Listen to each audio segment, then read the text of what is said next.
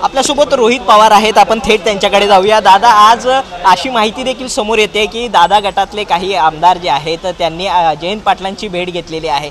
काय game change होताना पण दिसणार आहे त्या काळात? जयंत पाटील साहेब एक मुरलेले नेते आहेत, हुशार नेते आहेत आणि पवार साहेबांच्या बाबतीत बोलायचं झालं की जिथं भाजपचा विचार संपतो तिथून पवार साहेबांचा राजकीय विचार सुरू होतो। त्यामुळे साहेबांच्या डोक्यात आणि मनात काय या जगामध्ये कोणालाही त्याचा अंदाज लागू शकणार नाही। त्यामुळे लोकसभा हे फक्त ट्रेलर होतं, पिक्चर आता विधानसभा आहे। अशात अनेक आमदार हे आमच्या संपर्कात होतेच, बरेचसे आहेत। किती लोकांना घ्यायचं आणि कोणाला घ्यायचं हा शेवटी पवार साहेबांचा निर्णय आहे। त्यामुळे येत्या काळामध्ये खूप काही बदल होताना आपल्या सगळ्यांना बघायला मिळेल।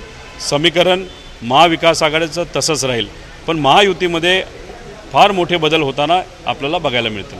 नक्कीच हा लोकसभेचा परिणाम म्हणावा लागेल का? ज्या पद्धतीने निकाल समोर आलेले आहेत, जयंत पाटलांच्याच भाषेत म्हणायचं झालं तर करेक्ट कार्यक्रम ज्या पद्धतीने झालेला आहे त्याचा हा परिणाम म्हणावा लागेल। पक्ष जेव्हा फुटला तेव्हा अनेक लोकांच्या मनामध्ये भीती होती की लोक आपल्याला नाकारतील, जे अजितदादांबरोबर नाही तर महायुतीबरोबर गेलेले आहेत। पण त्यांना कुठेतरी असं वाटत होतं पैशाचा वापर करून आपण निवडून येऊ, आपल्याला जमेल, आपल्या नेत्याला जमेल। पण शेवटी सामान्य लोकांनी महाराष्ट्राच्या खास करून दाखवून दिलं, पैसा, दबावतंत्र, गुंडा गर्दी याला आम्ही स्वीकारत नसतो, आम्ही विचाराला स्वीकारतो।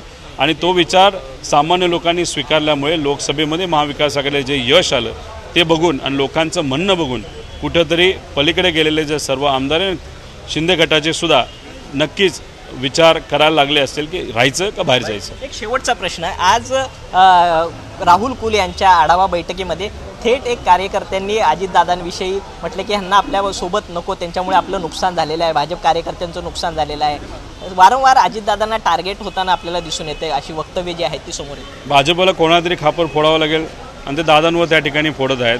अजितदादांचा एक आदरयुक्त दबदबा होता पवार साहेबांबरोबर, विचाराबरोबर जेव्हा ते होते, नेतेसुद्धा त्यांच्या विरोधात बोलायला घाबरायचे। आता दुर्दैव असं भाजपबरोबर गेल्यानंतर लोक नेत्याची ताकद ही कमी केली जाते मुद्दामून, आणि ते दादांच्या बाबतीत झालेलं दिसतंय।